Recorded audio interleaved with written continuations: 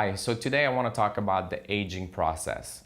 And this is what happens to all of us as we go through this. Number one is that we lose volume in our face. So you can see as we get older, we lose volume, and that process leads to some of that deflation that happens.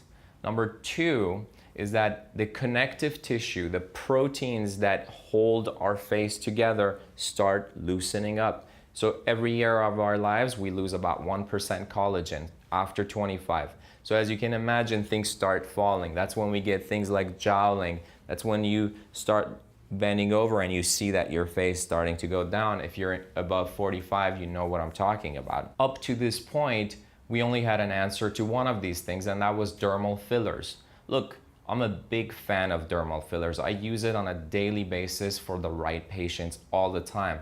What dermal fillers do, they replace volume. But what they can't do is they can't tighten your face, and that's important. So when we're talking about the aging process, the realistic thing to do is first to tighten the face and then see how much volume we need to replace. For the first time today, I can say that we have reached the point where we have technology that we can deliver heat to the subdermal tissue and tighten it before we do the volume replacement. It's exciting because we have technologies like radio frequencies. Morpheus is a microneedling device that delivers heat to the subdermal tissue while it's protecting your skin. Embrace RF is a combination of a procedure called FaceTight with Morpheus that not only gets deep to the tissue, but also you can combine it with Morpheus to be able to tighten the tissue much better than any time before. The new way to do this is to tighten first and then replace the volume as needed.